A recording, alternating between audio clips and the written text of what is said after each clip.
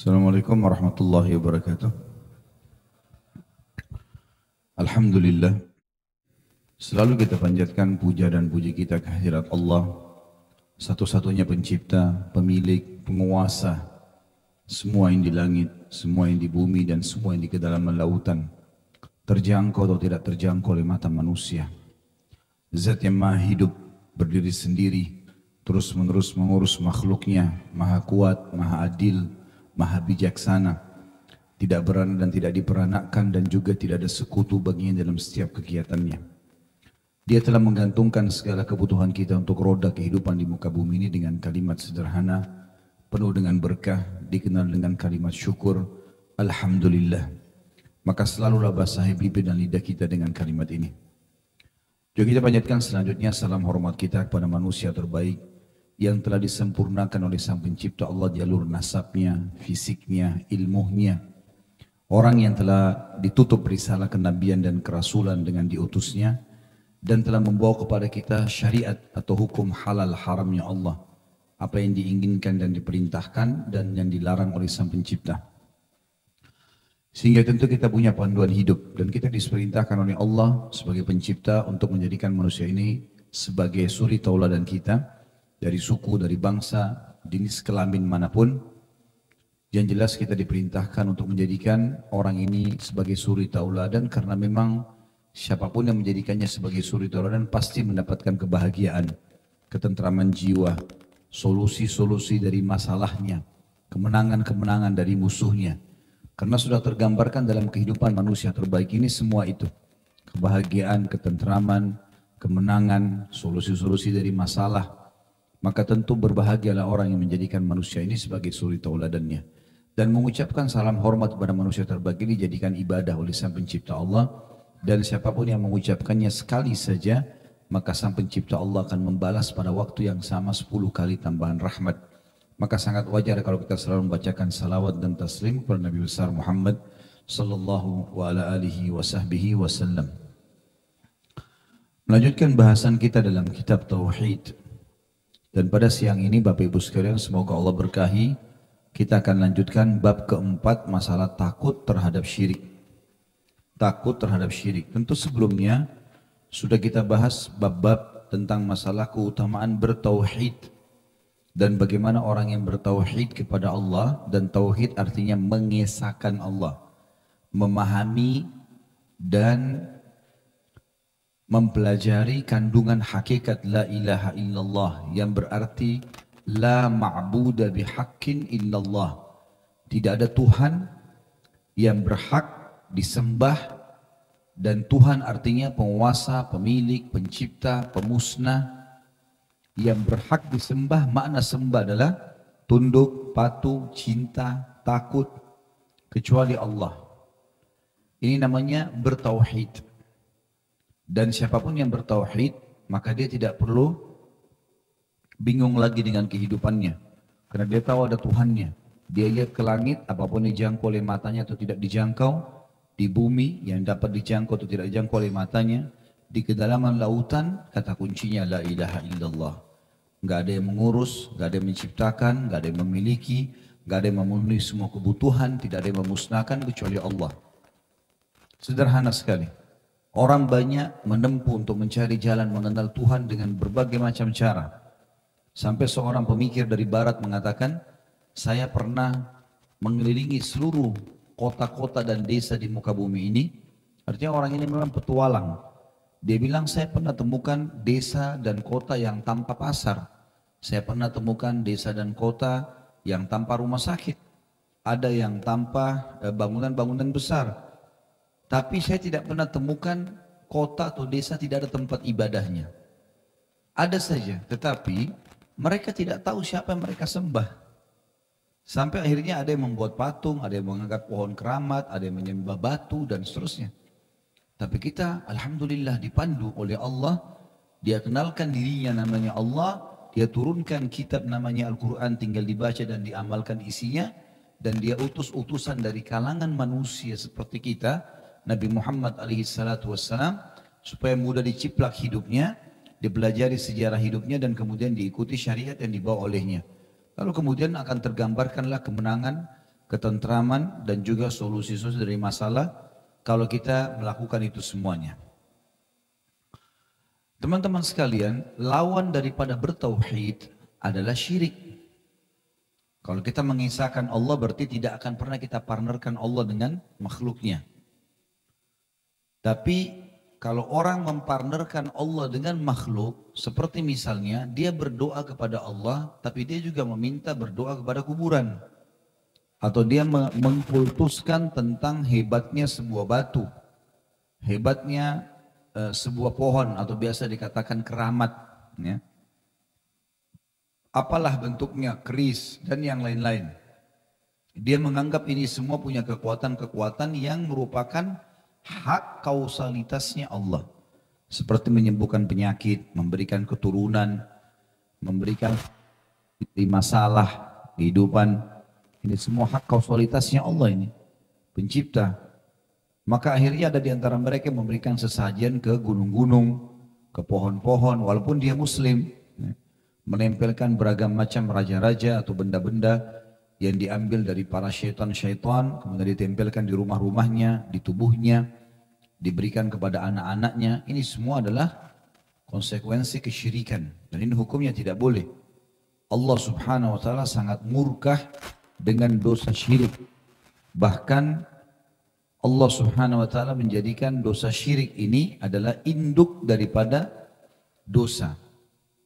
Syaitan lebih suka kita berbuat syirik daripada berzina. Berzina orang mudah untuk meninggalkannya atau mencuri. Karena dia merasa dia bersalah. Tapi perbuatan syirik umumnya bisa samar. Orang nggak tahu kalau dia sedang berbuat kesalahan. Seperti orang misalnya dalam sholatnya mengatakan iyyaka na'budu wa iyyaka nasta'in. Hanya kepadamu kami menyembah, hanya kepadamu kami minta tolong. Tapi habis salam pergi kuburan sebelah masjidnya. Minta-minta pada kuburan tersebut. Mana komitmen tadi perkataan kita? Hanya kepadamu, hanya kepadamu. Saya sudah pernah sebutkan di bab-bab sebelumnya. Bagaimana para sahabat Rasulullah SAW, ridwanullahi alaihim, mereka itu saking kuatnya tauhidnya sampai kalau sendalnya putus mereka angkat tangan ke langit mengatakan, ya Allah, sendal saya putus gantikanlah. Kalau dia lagi sakit, ya Allah, sembuhkanlah. Semuanya dikembalikan kepada Allah. Lalu setelah itu ikhtiar secara manusiawi, pergi ke dokter. Makanya kita selalu dalam Islam bagi orang beriman, sebelum beraktivitas dimulai dengan doa.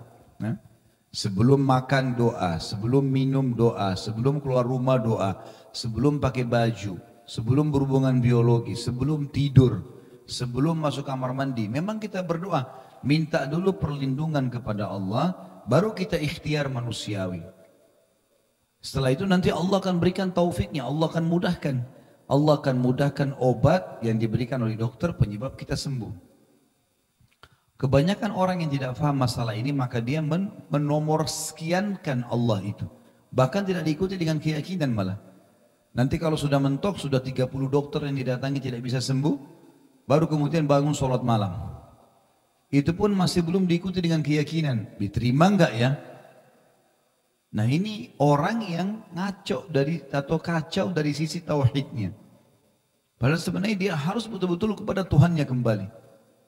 Kalau dia murnikan ini dan ini dicontohkan oleh semua rasul-rasul, semua nabi-nabi yang diutus oleh Allah dan orang-orang beriman sebelum kita juga semuanya melakukan itu dan sudah terbukti dalam kehidupan mereka seperti para sahabat menang dalam setiap peperangan, berbahagia dalam setiap rumah tangga, keturunannya jadi baik-baik semuanya. Itu karena menjalankan perintah Allah subhanahu wa ta'ala. Ada panduan hidup. Orang beriman itu punya panduan hidup. Dan dia tidak butuh berbuat kesyirikan. Saya kemarin hari Jumat sampai hari Ahad diundang sama orang-orang kita di Jepang. Begitu saya tiba di sana, terus dijemput oleh panitia, saya sempat tanya, orang-orang di sini agamanya apa sebenarnya? Gak ada agamanya Ustaz ini.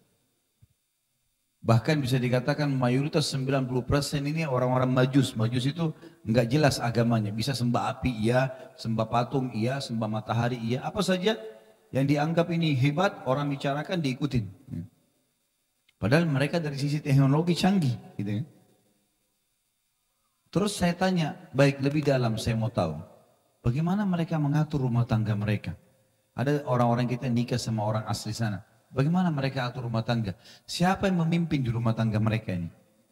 Dari mana mereka bisa menyusun hak dan kewajiban? Oh, hak istri ini, hak suami ini. Anak-anak, orang tua, hak kerabat.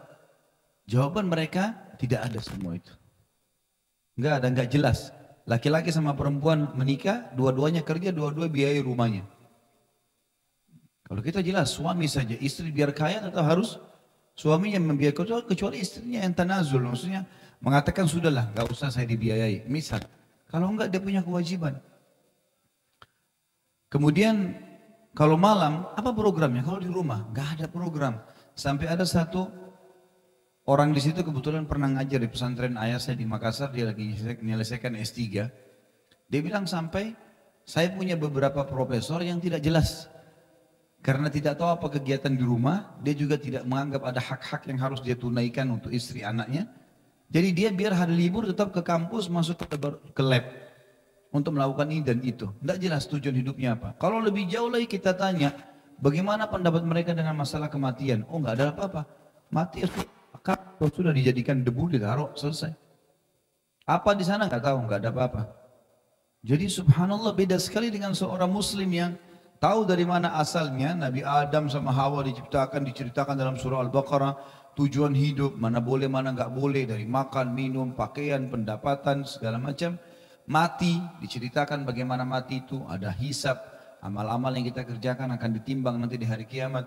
Ada surga dan neraka, dari tanahnya surga sampai bangunannya semua dirincikan. Neraka juga begitu, jadi sini siksaannya, zina itu siksaannya begini, riba itu begini, segala macam terinci. Pada saat seseorang berbuat salah, bagaimana caranya dia taubat? Bagaimana caranya dia kembali, dia bertaubat kepada Allah. Perahu penyelamatnya. Pas waktu itu kami mau sholat maghrib, saya sempat bilang, kalau malam mungkin apa programnya orang-orang di sini? Gak ada. Kita subhanallah, tiba maghrib, ada waktu sholat. Ada qabliyah, ada duhur, ada 3 rakaat maghrib, ada ba'diyahnya. Sebenarnya kita tahu ada isya, ada qabliyah isya. Orang siap-siap ke masjid, orang siap-siap sholat. Mau tidur malam, ada sholat tahajudnya. Programnya padat sekali. Dan kita tahu ada janji-janji di situ. Ini sudah cukup menjadi gambaran bagaimana orang yang beriman kepada Allah itu punya ketentraman jiwa. Tahu dari mana asal muasal sampai akhir daripada kehidupan ini. Dan kita bisa tentukan baik atau buruknya jalan kita. Gitu kan? Dan sampai pada tingkat di Jepang, orang-orang kalau masuk di supermarket pun kalau mau belanja makanan, itu ada sebagian di antara mereka, waktu itu saya tahun lalu, waktu saya ke Tokyo, di Ramadan ada KBRI kita ngundang. Jadi ada bahasa dari beberapa teman di sini kalau ada di supermarket, label makanan berlabel halal, orang Jepang pun mau beli. Mereka sendiri mau beli. Kalau ditanya kenapa? Oh ini lebih aman. Karena sudah diadakan penelitian. Agama ini sebenarnya bukan agama untuk orang Arab saja. Bukan hanya untuk orang-orang tertentu saja, tapi semua suku, semua bangsa. Dan memang ini baik. Cuma sayangnya kita belum ikuti itu dengan keyakinan sepenuhnya. Masih ragu. Seakan-akan agama kalau kapan kita perlu saja, tidak perlu ya sudah. Enggak. Dari bangun tidur sampai tidur lagi. Pakaian kita, makanan kita, minuman kita, pergaulan kita, pendapatan, semuanya harus kembali kepada agama. Dan Allah sudah pandu kita dengan itu dalam Al-Quran. A'udzu billahi minasyaitonir rajim, ya ayyuhalladzina amanu udkhulu fis silmi kaffah. Ya ayyuhalladzina amanu udkhulu fis silmi kaffah wa la tattabi'u khutuwatis syaitan. Al-ayah, hai orang beriman, masuk ke dalam Islam secara keseluruhan. Semua hidupmu, tanyakan agamamu perintahin apa, kerjakan. Yang dilarang jauhi. Ya. Dan jangan pernah ikuti langkah-langkah syaitan. Ya, yang menyesatkan kita dari jalan-jalan yang benar ini. Salah satu hal yang berat sekali dalam yang bisa merusak ketauhidan kita, ketergantungan kepada Allah adalah syirik. Mempartnerkan Allah dengan makhluknya, dan syirik dibagi dua oleh para ulama. Ada syirik besar dan ada syirik kecil. Kalau syirik besar, mempartnerkan Allah dengan makhluknya besar. Seperti misalnya orang yang memberikan sesajen-sesajen ke benda-benda mati. Kayak kuburan, kayak patung, atau menyembelih untuk selain Allah. Bernazar untuk selain Allah. Ini semua adalah poin-poin yang berbahaya. bisa mengeluarkan seseorang dari Islam. Ya, seperti saya pernah ceritakan contohnya pada saat saya ngisi pengajian masalah syirik di Makassar waktu itu, sempat ada yang mengatakan kepada saya, Ustadz, kami di sini kalau mau turunin kapal baru, ya kebanyakan orang yang beli kambing terus dilempar kambingnya ke lautan. Saya tanya kenapa? Supaya penjaga laut nggak ganggu kapalnya. Ini syirik besar ini. Apa hubungannya? Pemilik laut, pemilik kita, pemilik air, pemilik udara, pemilik api, tidak ada kecuali Allah. Tidak ada hubungannya sama sekali. Allah nggak pernah perintahin kita untuk itu. Kalau kita baru mendapatkan nikmat, sebagai tanda syukur kita menyembelih kambing dengan baca bismillah atau sapi, kita berikan dagingnya kepada orang susah, ibadah. Tapi kambing utuh disembelih, lalu dituang darahnya dan kambingnya dilempar begitu. Ya, dalam lautan ini semua tidak benar. Dan itu banyak terjadi, orang lakukan di kuburan, orang lakukan di pohon, ya. Atau menggantungkan nasibnya pada benda-benda mati, batu, keris, dan seterusnya sebagaimana sudah. Ini semua adalah syirik-syirik besar. Dan syirik besar ini teman-teman berbahaya. Karena syirik besar bisa mengeluarkan orang dari Islam. Ya, makanya ulama mengatakan kalau syirik besar dilakukan, syaratnya harus mengulangi syahadatnya. Kemudian kalau dia bersyirik besar, kalau meninggal tidak sempat taubat bisa kekal di api neraka. Seperti orang-orang Mekah ya. Makanya ada istilah kafir, ada istilah musyrik. Kafir orang yang mungkiri Allah, baik secara global atau substansial. Kalau musyrik, orang yang beriman kepada Allah tapi dia partnerkan Allah dengan makhluknya. Jadi di Mekah itu Abu Jahal, Abu Lahab yang meninggal dalam keadaan musyrik, itu mereka masuk neraka. Sebabnya kenapa? Mereka kenal Allah loh. Abu Jahal, Abu Lahab itu kalau berbicara mereka menggunakan kalimat Allahumma, ya Allah. Mereka kenal kalimat Masya Allah. Mereka tahu. Makanya dalam Al-Quran ditanya, Allah menyuruh Nabi Muhammad SAW bertanya, A'udzu billahi minasyaitonir rajim, wa idza sa'altahum man khalaqas samawati wal ard wa sakhara asy-syamsa wal qamar la yakulunna Allah. Hai Muhammad, kalau kau tanya orang-orang Quraisy itu, siapa yang menciptakan langit dan bumi? Siapa yang mengatur matahari dan bintang-bintang? Mereka akan mengatakan ada Tuhan namanya Allah. Kalau gitu tanya, kenapa mereka sembah berhala-berhala itu? Untuk apa patung 370 patung ditaruh dekat Ka'bah? Allah kekalkan juga dalam Al-Quran di ayat lain melalui lisan mereka. Mereka mengatakan, A'udzu billahi minasyaitonir rajim, ma na'buduhum illa liyuqarribuna ilallahi zulfa. Kami enggak sembah berhala-berhala ini kecuali kami jadikan perantara antara kami dengan Allah. Allah enggak butuh perantara benda mati, teman-teman. Allah enggak butuh jimat. Allah enggak butuh batu, enggak butuh kuburan itu. Langsung meminta kepada Sang Pencipta Allah. Di dalam hadis Bukhari, kata Nabi SAW, awal sekali berhala mulai disembah itu setelah meninggalnya Nabi Nuh alaihissalam. Bersama, jadi Nabi Nuh dulu mendakwai kaumnya menyembah berhala. Sudah selesai nih, sudah dihancurin semuanya. Allah datangkan kan kiamat kecil pada saat itu ya, banjir semua. Yang selamat hanya di kapalnya Nabi Nuh alaihissalam. Berjalan waktu, Nabi Nuh alaihissalam meninggal, para sahabatnya Nabi Nuh juga meninggal. Generasi yang datang setelahnya seringkali ziarah kubur, mendoakan orang-orang saleh ini gitu kan. Maka dalam riwayat ini kata Nabi SAW, tadinya tidak ada kesyirikan. Maka datanglah syaitan menjelma jadi manusia, kata Nabi SAW, lalu menanyakan sebagian orang di antara mereka yang sedang datang ke kuburan, mendoakan orang-orang mati ini. Kata syaitan, apakah kalian yakin orang-orang ini saleh? Kata mereka, tentu saja. Tapi dia dalam poster manusia.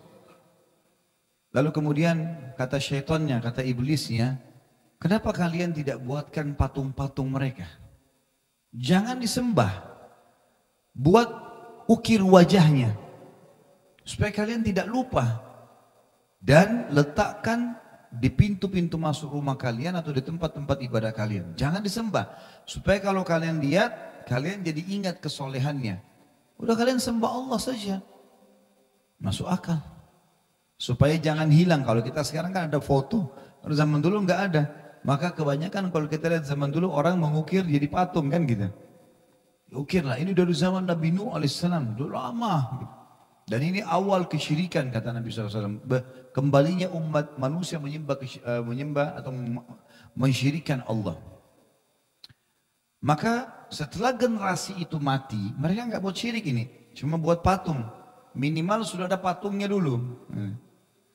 Generasi ini mati kata Nabi SAW, datang generasi setelahnya, iblis menjelma lagi mengatakan, orang-orang tua kalian tidak buat patung ini begitu saja. Karena mereka orang-orang soleh, maka mereka meminta dulu kepada patung ini, baru disampaikan kepada Allah.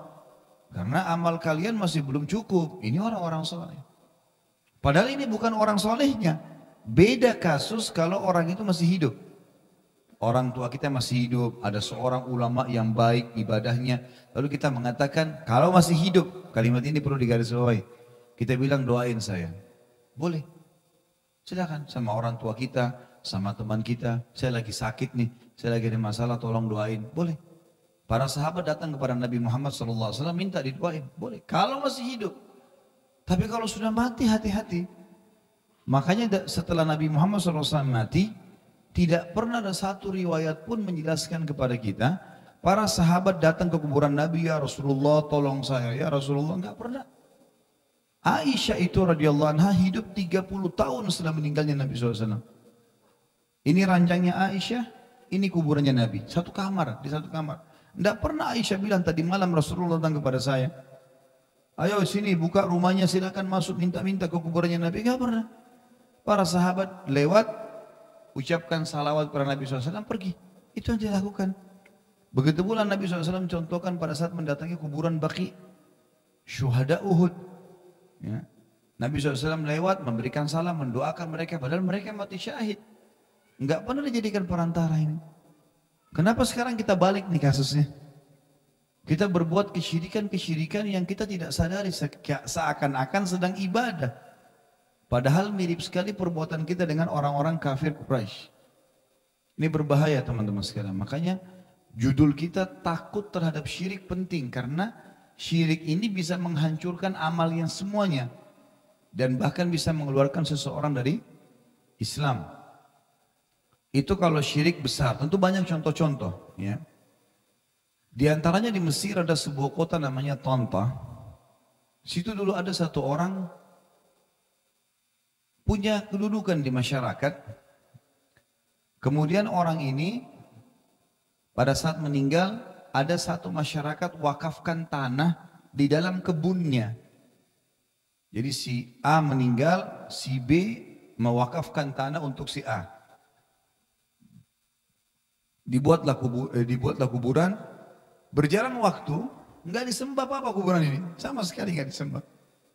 Berjalan waktu Bapak Ibu sekalian, rupanya ahli waris yang punya kebun ini sudah bagi-bagi, tinggal tanah yang diwakafin buat kuburan. Dan sudah ada di pinggir jalan raya.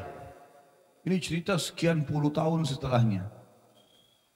Jadi syaitan itu punya cara menyesatkan manusia secara massal walaupun jangka panjang. Ya. Mungkin generasi ini belum kena, generasi setelahnya yang bisa kena. Gitu.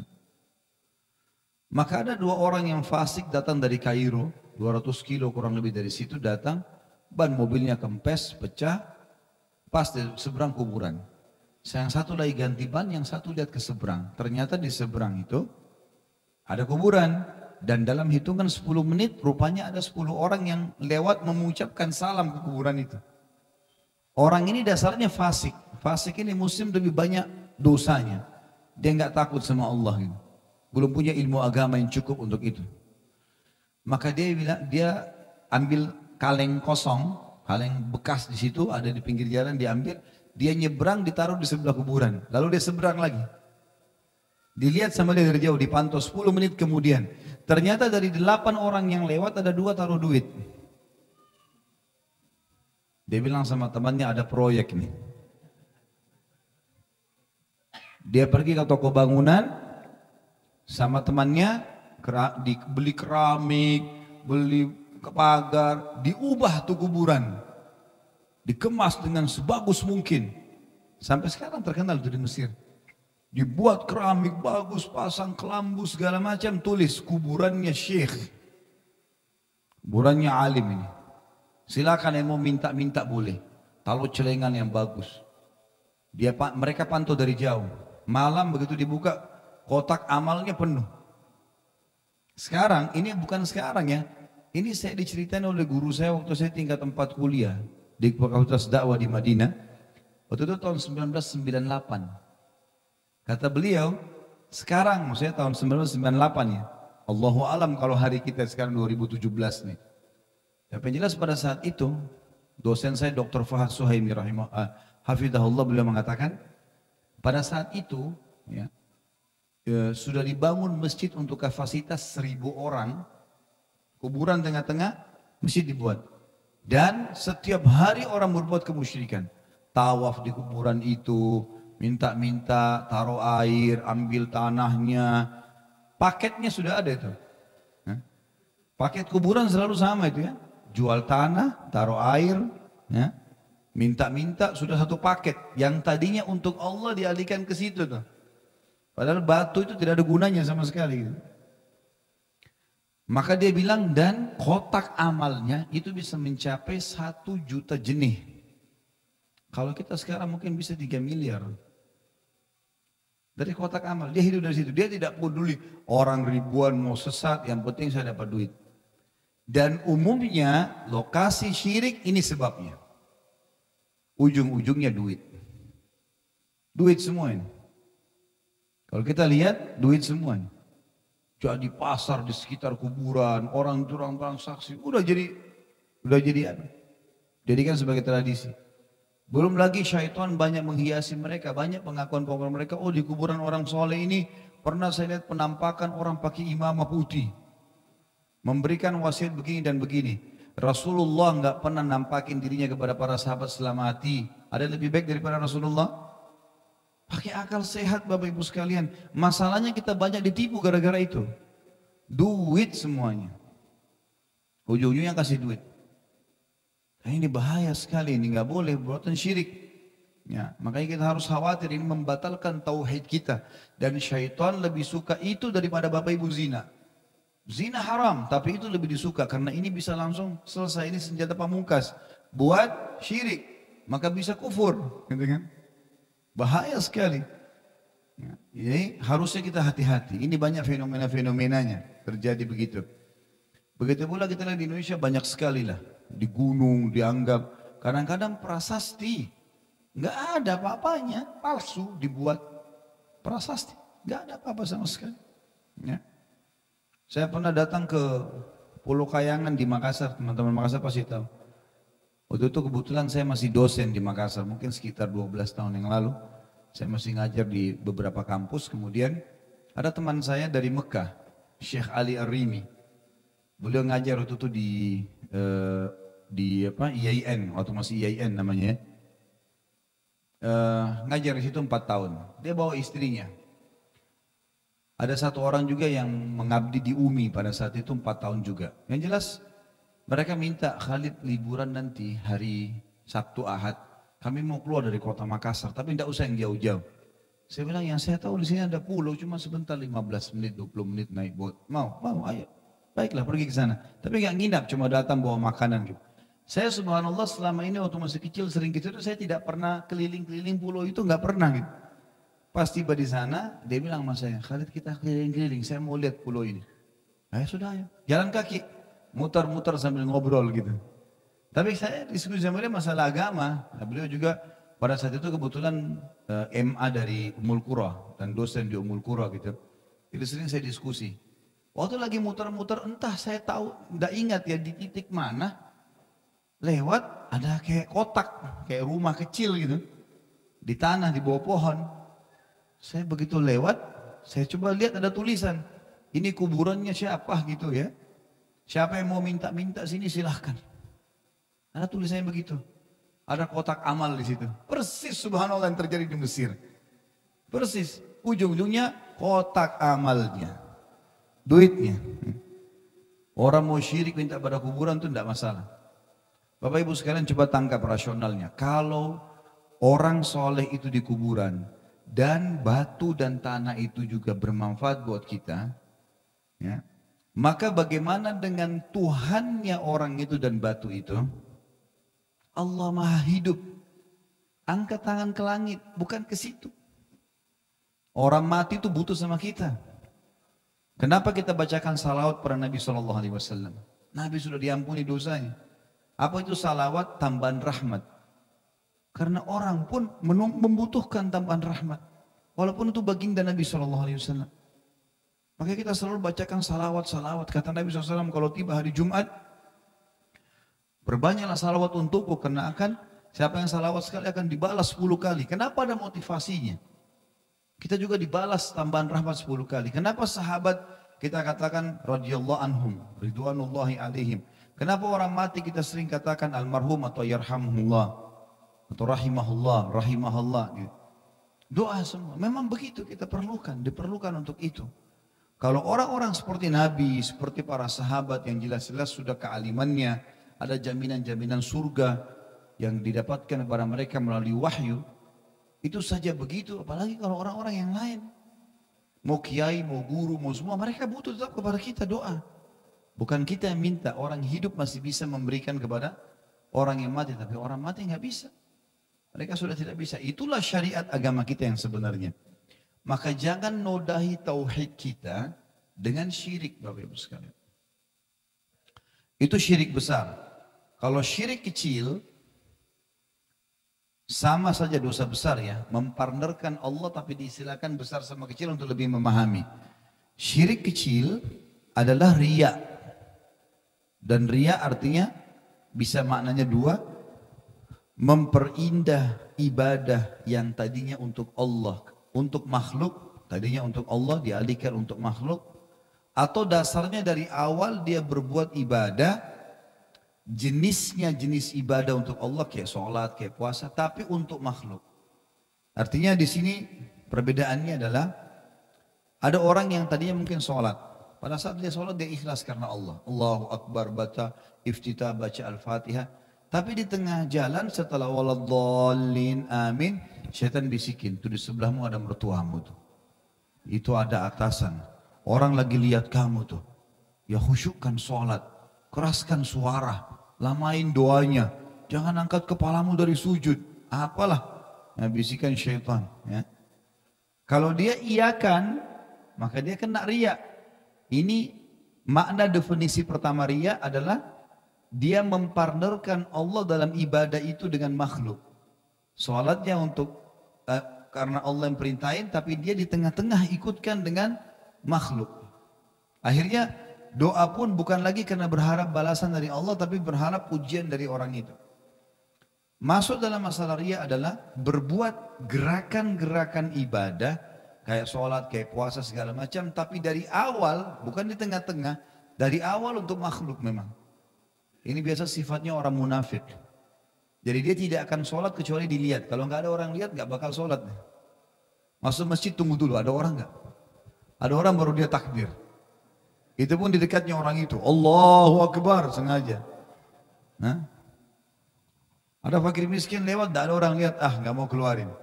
Ada orang lewat dikasih besar. Panggil malah sini Pak, sini saya bantu. Sedangkan masjid kalau tidak ada orang dilewatin. Begitu banyak orang masih masuk uang 100.000. Nah, ini semua riya. Ini masuk di dalamnya. Masuk juga di dalam masalah contoh riya adalah orang yang sengaja menyebut-nyebut untuk mendapatkan pujian setelah mengerjakan ibadah. Misal ada orang sudah sholat malam, kemudian dia besok ketemu teman di kantor, tanya, kamu sholat gak tadi malam? Kamu sholat gak? Enggak, saya sholat. Enggak ada yang nanya. Hah? Ini ada penyakit jiwa, ini masalah. Hah? Dan saya kasih resep bagus kalau Bapak Ibu yang mau riya. Kalau yang mau riya tentu kita larang. Tapi kalau misalnya ada orang mau sholat malam dan dia mau riya, ada orang yang dijadikan target mau diceritain besok, gak usah tunggu besok pagi. Malam itu jam 2 malam bel rumahnya, bawa sejadah, taruh depan rumahnya. Nih saya mau sholat, lihat ya. Kan selesai ya. Dari untuk apa tunggu besok, susah-susah. Malam sudah khusyuk sama Allah, besok hanya karena mengejar sepanjang lidahnya orang. Kamu alim ya, kamu hebat ya. Oh iya, Masya Allah, sholat. Ya baik. Setelah itu teman-teman, saya mau tanya, orang kalau dipuji, kenyang perutnya? Ya, gemuk badannya? Hah? Apa? Tambah banyak hartanya? Terus apa yang antum kerja? Apa yang kita kejar? Pujian dia hanya mengatakan kamu hebat, kamu pintar, kamu begini. Bohong semua, untuk apa? Enggak penting bagi seorang mukmin itu. Bahkan kalau dia sembunyikan ibadahnya maka akan sempurna pahalanya, gitu kan? Hanya saja masalah syirik kecil riya ini, kita tidak akan kena dosa ini kalau kita tidak mengiyakan bisikan syaitan itu. Karena sekali lagi, dosa syirik adalah senjata pamungkas syaitan. Itu yang paling pertama dia tawarkan. Yang paling pertama itu. Jadi kalau kita sholat, kita puasa, kita apa saja ngaji, berdoa, maka yang paling pertama ditawarkan itu dulu. Itu ada orang di sebelahmu, itu ada orang gini, lamain doanya, apa segala macam. Supaya kita, kalau kita iyakan, kena dosa syirik. Kalau tidak, misalnya dia bisikin, a'udzubillahiminasyaitonirrajim. Tetap kita konsentrasi doa, gak ada masalah. Seperti ibaratnya saya bilang itu hari kan, tanpa menjatuhkan, bukan memberikan contoh ini untuk menjatuhkan teman-teman kita yang mengemis, bukan. Tapi kalau misalnya ada orang mengemis atau ada orang yang menjual produk di lampu merah, kemudian kita nggak buka jendela mobil, ya sudah, dia mau ngomong apapun tidak mengganggu kita ya. Tapi ini cuma perumpamaan saja. Tentu kalau ada orang minta-minta, tugas kita memberi. Tapi syaitan yang menggoda kita, itu bisa kalau kita tidak mengiyakannya. Kita lagi berinfak, itu orang memuji kamu, a'udzubillahi minasyaitonirrajim. Itu ceritain kamu juga baru pulang umroh, kamu juga begini. Enggak, a'udzubillahi. Kita misalnya jaga. Tentu juga boleh seseorang kalau mengucapkan beberapa jenis ibadahnya untuk menjadi pelajaran, enggak ada masalah. Asal dia bisa kontrol riya. Misal orang tua bilang sama anaknya, kemarin ayah sama ibu itu umroh atau haji, kan itu. Kemudian dapat ini dan dapat itu, atau merasakan ini, merasakan itu. Saya yakin orang tua tidak mungkin riak sama anaknya, kan itu. Contoh ya gitu. Maka ada hal-hal tertentu mungkin yang dia bisa berikan pelajaran. Masuk dalam firman Allah, fa'amma binikmati rabbika fahaddits. Kalau nikmat Tuhanmu boleh kau sampaikan, tapi bukan kepada semua orang. Semua teman, semua orang kenalan, semua orang tahu. Orang ini lewat seperti sudah tertulis tulisannya. Karena dia sudah cerita semua. Oh, orang itu biasa cerita puasanya, orang itu biasa cerita ininya, orang itu biasa cerita ini, dan seterusnya. Itu syirik kecil, dan ini fenomena yang ada juga di tengah-tengah masyarakat kita. Kata Syekh Muhammad At-Tamimi atau Syekh Muhammad bin Wahab rahimahullah, takut terhadap syirik, bab keempat, berada dari firman Allah di dua ayat dalam satu surah, surah An-Nisa ayat 48 dan An-Nisa 116. A'udzu billahi minasyaitonir rajim. Innallaha la yaghfiru an yushraka bih wa yaghfiru ma duna dzalika liman yasha. Sesungguhnya Allah tidak akan mengampuni dosa syirik dan Dia mengampuni segala dosa yang selain dari syirik itu bagi siapa yang dikehendakinya. Kata para ulama tafsir, ayat ini turun bagi orang yang meninggal tidak sempat taubat. Ya.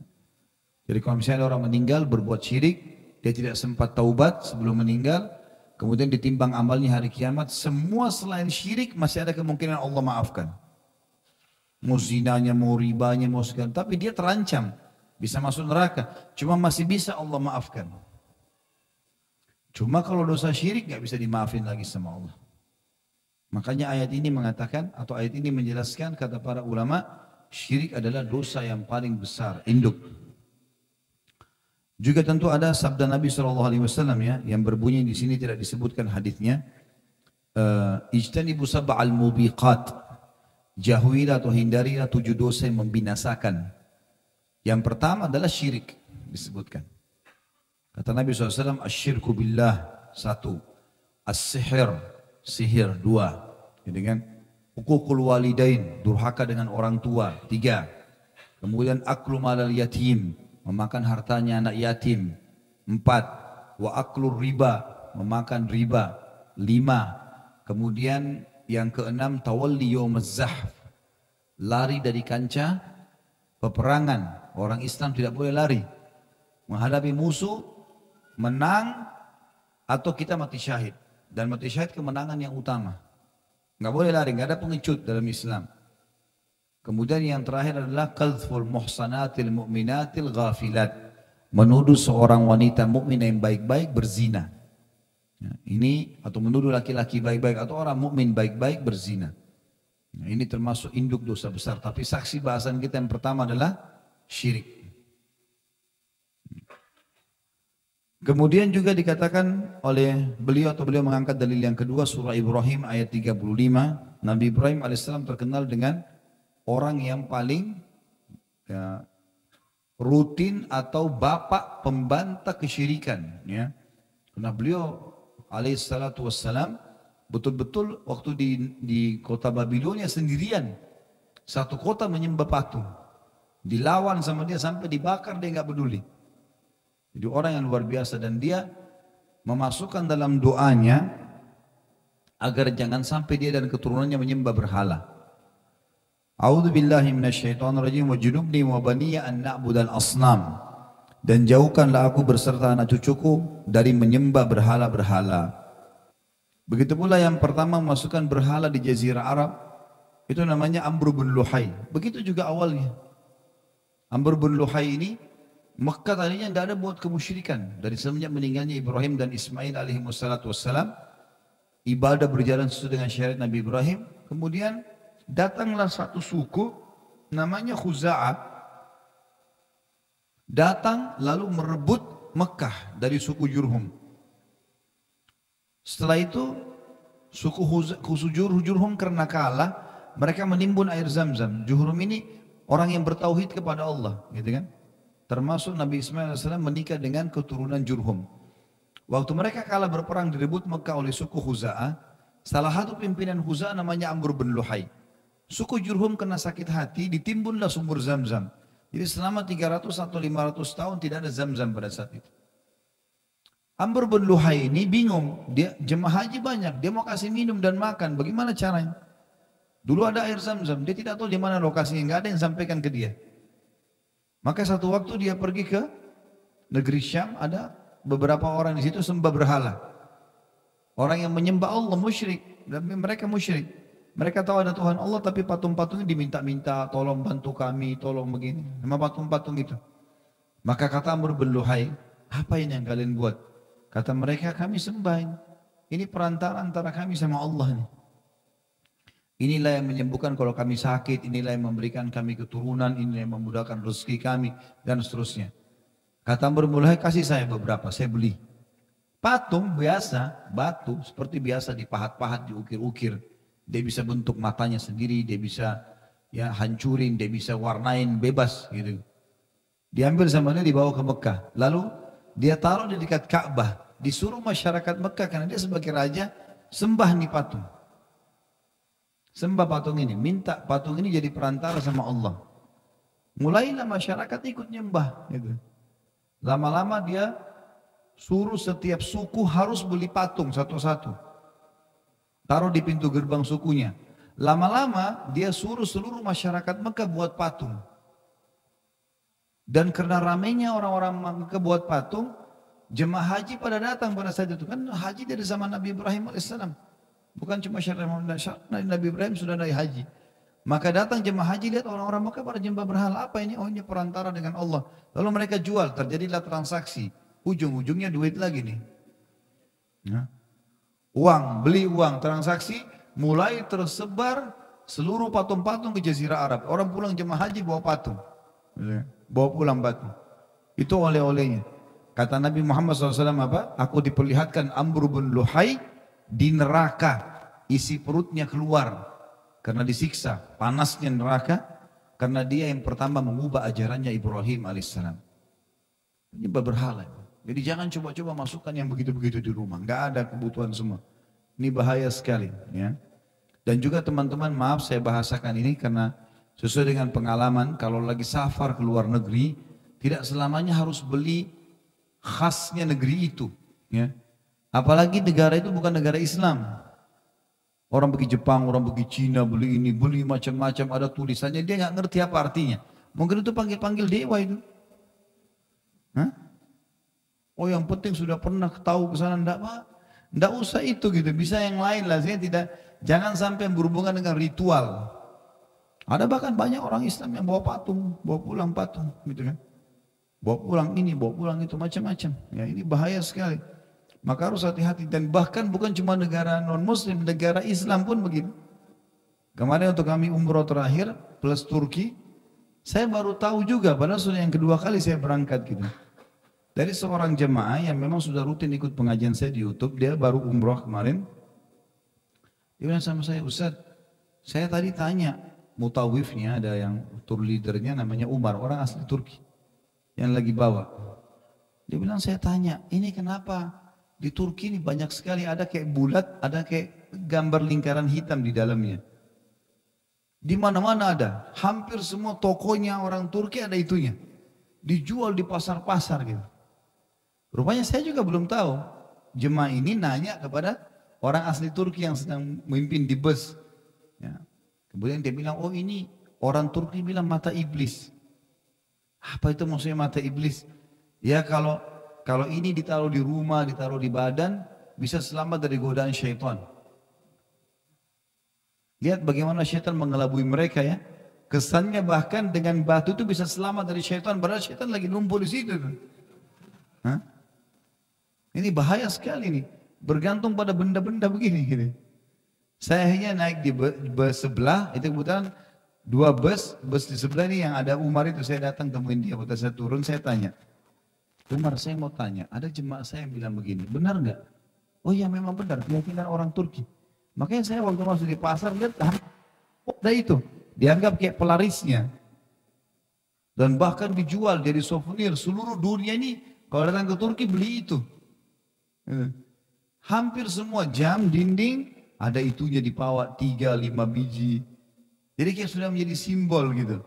Ya, apa saja, souvenir yang dipasang di kulkas, yang dilengketin, apalah segala macam, pasti ada itunya gitu. Maka saya bilang, ini syirik, gak boleh. Dia bilang, iya, saya juga tahu, tapi ini sudah tradisi. Sudah selesai. Saya juga tahu, tapi ini tradisi. Ini syirik ini. Bahaya sekali, ini gak boleh. Ya. Jadi jangan asal beli saja. Jangan yang penting dari luar negeri ada oleh-olehnya. Dipajang di ruang tamu supaya tamu tahu kalau kita pernah ke sana. Nah. Yang penting kan kita sudah pergi, ya sudahlah. Kalaupun betul-betul harus ada, jauhkan dari hal-hal yang seperti ini. Ya. Perlu kita tanya kalau sebelum beli, gitu kan? Mungkin kalau ada tulisan negara itu, mungkinlah. Ya, tapi kalau ini bahaya sekali. Nabi SAW bersabda tentang masalah syirik kecil, riya. Tadi itu ayat menjelaskan masalah syirik besar. Di dalam hadis riwayat Ahmad, Tabarani dan Ibnu Abi Dunya juga Baihaqi dalam kitab Az-Zuhud. Rasulullah SAW bersabda, "Akhwafu ma akhafu alaikum asy-syirkul asghar, fasu'ila anhu faqala riya." Sesuatu yang paling aku khawatirkan menimpa kalian adalah perbuatan syirik kecil. Ketika ditanya tentang maksudnya, beliau menjawab riya. Sudah kita sampaikan tadi definisi riya dan beberapa contohnya. Juga diriwayatkan dari Ibnu Mas'ud radhiyallahu anhu bahwa Rasulullah SAW bersabda, "Man mata wa huwa yad'u min dunillahi niddan dakhalan nar." Dan hadis ini tentu hadis sahih, bisa dilihat di footnote-nya di situ.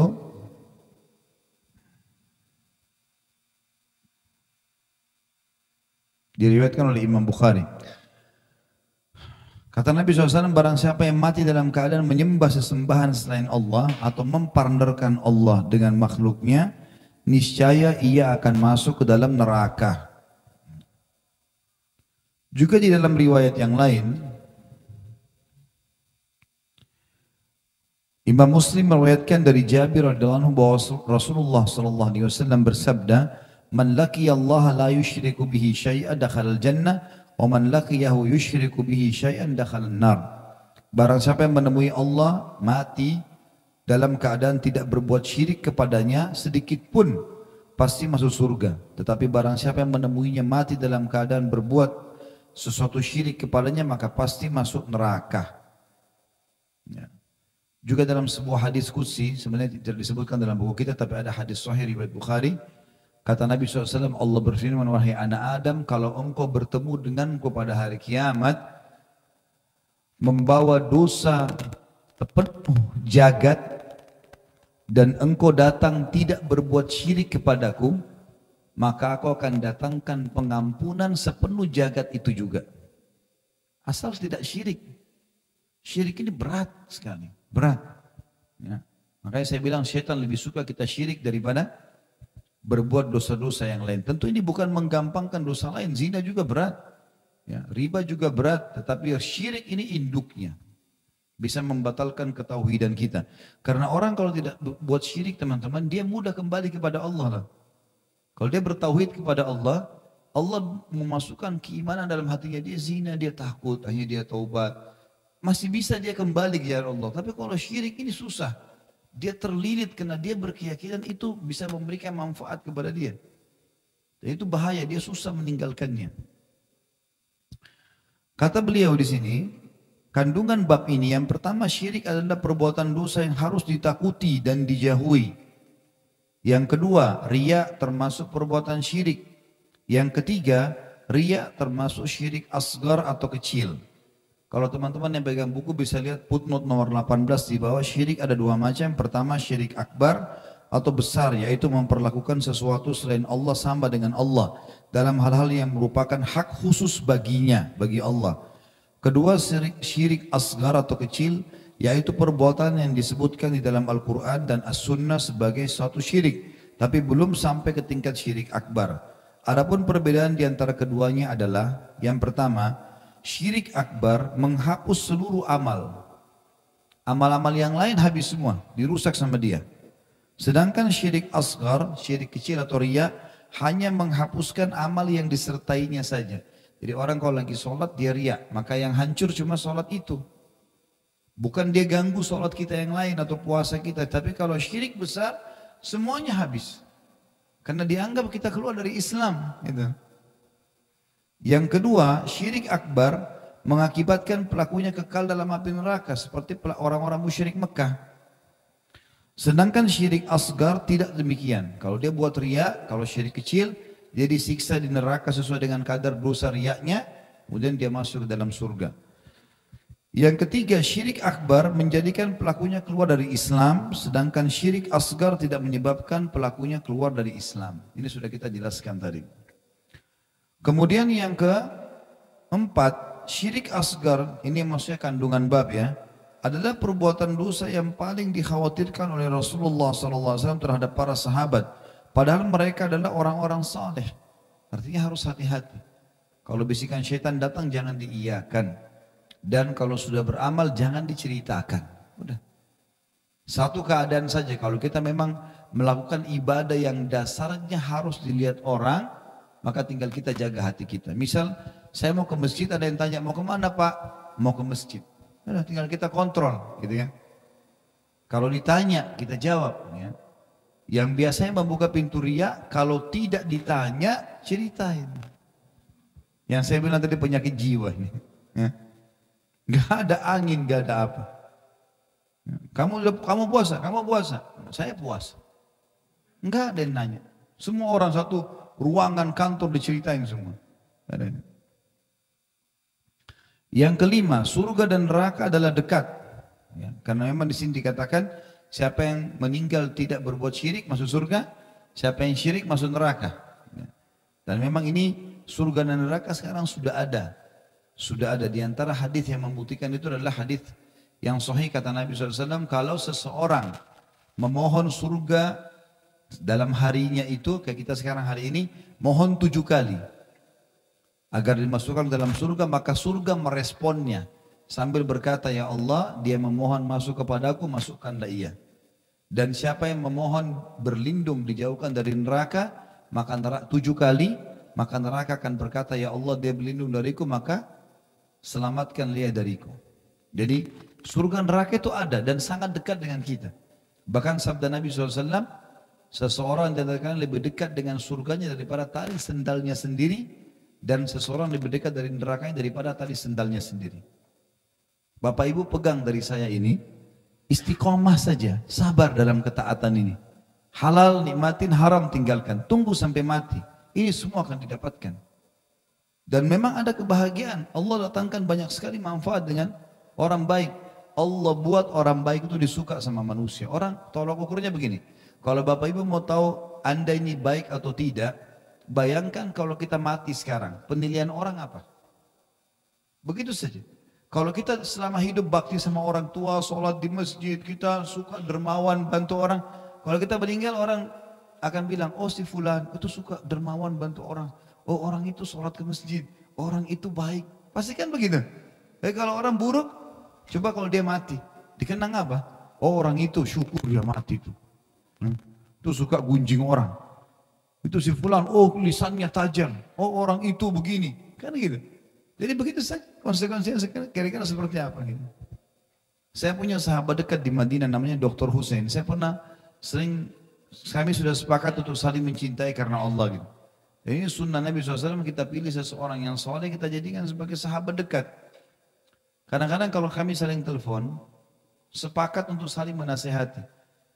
Suatu itu pernah dia bilang sama saya, Khalid, coba nasihatin saya. Saya juga tidak tahu kenapa bisa terlintas pertanyaan itu ke dia. Saya bilang gini, baiklah. Karena biasanya juga dia nasihatin saya. Saya bilang, saya mau tanya, siapa ulama di Saudi yang paling kamu ini hormati? Dia bilang waktu itu Syekh bin Baz. Syekh bin Baz sudah meninggal. Muftinya Saudi, orang buta matanya, tapi Masya Allah mufti Saudi ilmunya luas. Waktu meninggal disolatin di Masjid Haram Mekah, itu jenazahnya sudah nggak bisa lagi dipikul dibawa ke kuburan. Jadi dari kepala ke kepala saja. Karena penuhnya orang yang hadir. Sampai ke liang lahat. Cuma dari kepala ke kepala. Udah nggak bisa lagi orang jalan. Saking penuhnya orang yang hadir. Luar biasa gitu. Saya juga mengetahui orang ini. Dia bilang Syekh bin Baz. Terus saya tanya dia. Sekarang menurut kamu, penilaian kamu, Syekh bin Baz masuk surga atau masuk neraka? Dia bilang masuk surga. Sesuai keyakinan kita. Orang alim, banyak ilmunya luas, suka beramal soleh selama hidup habis untuk majelis ilmu terus di surga, gitu kan? Baik, saya bilang, bagaimana penilaian kamu secara pribadi? Tentu baik, dia bilang. Terus saya bilang, ini nasihat saya adalah jadikan dirimu seperti Syekh bin Baz kalau mati. Kamu sekarang ini masih hidup nih, usahakan pada saat kau mati seperti dia, dikenang kebaikannya. Jangan meninggal dikenang keburukannya. Dan itu maksudnya adalah bagaimana seseorang menjadi orang yang soleh dan soleha. Dan itu sangat dekat. Begitu pula dengan neraka. Neraka sangat dekat Bapak Ibu sekalian. Orang mabuk-mabukan ke diskotik, tabrakan, mati masuk neraka. Dekat sekali sama nerakanya. Gitu kan? Apalagi dengan hukuman-hukuman yang berat untuk dia. Karena orang berbuat dosa pasti ada konsekuensi hukum sebagaimana sudah pernah kita jelaskan. Dan ada sebuah hadis Nabi SAW yang berbunyi, neraka itu mengeluh kepada Allah karena sebagiannya memanaskan sebagian yang lain. Ya. Maka Allah pun mengizinkan neraka bernafas 2 kali. Dan itulah yang kalian dapatkan kata Nabi SAW di musim panas yang sangat dan di musim dingin yang sangat. Itu hembusan nafasnya neraka. Dan juga ada hadis Nabi SAW tentang masalah pengobatan nabawiyah. Kalau kalian sedang kena demam maka dinginkanlah dengan air karena itu adalah tiupan panasnya api neraka. Gitu kan? Jadi memang neraka itu ada internal sama kita. Dan ada itu dimaksudkan dengan neraka, surga dan neraka dekat. Yang keenam, dekatnya surga dan neraka telah sama-sama disebutkan dalam hadis. Satu hadis tadi, siapa yang meninggal tidak buat syirik masuk surga, siapa yang syirik masuk neraka.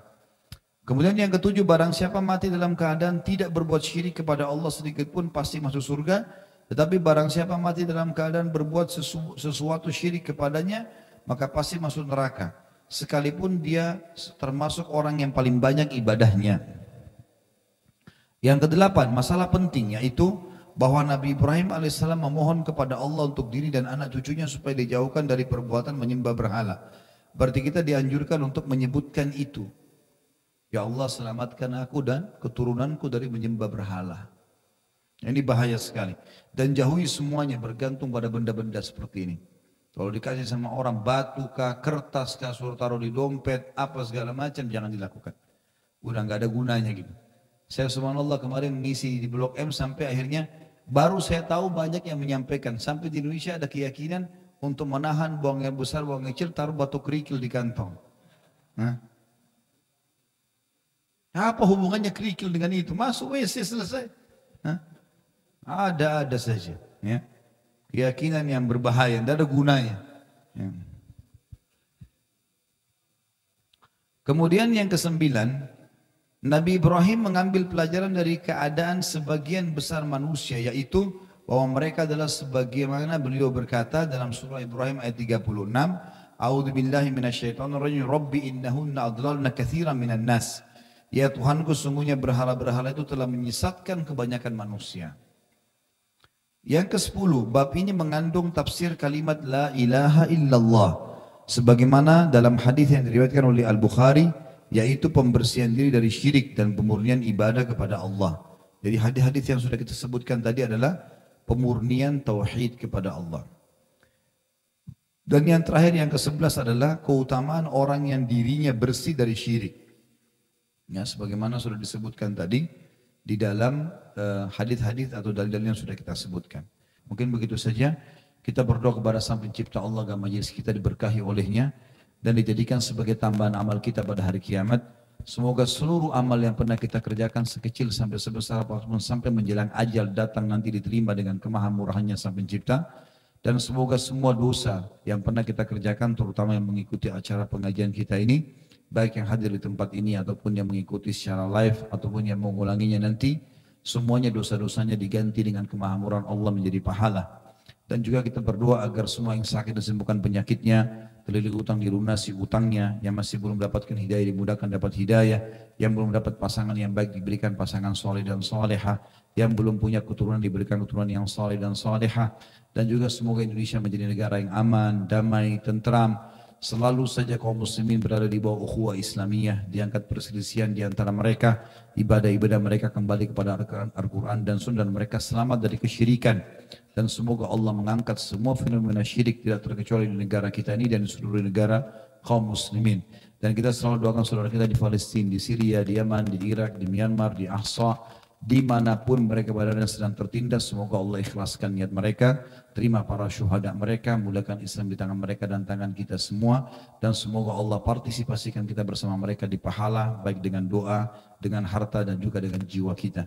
Dan semoga Allah dengan kemahamurahannya menyatukan kita semua di surga Firdausnya tanpa hisab, sebagaimana yang kita di majlis ilmu yang mulia ini. Kalau ada benar dari Allah, berdasarkan saya mohon dimaafkan. Subhanakallahumma wa bihamdika asyhadu an la ilaha illa anta astaghfiruka wa atubu ilaik. Wassalamualaikum warahmatullahi wabarakatuh.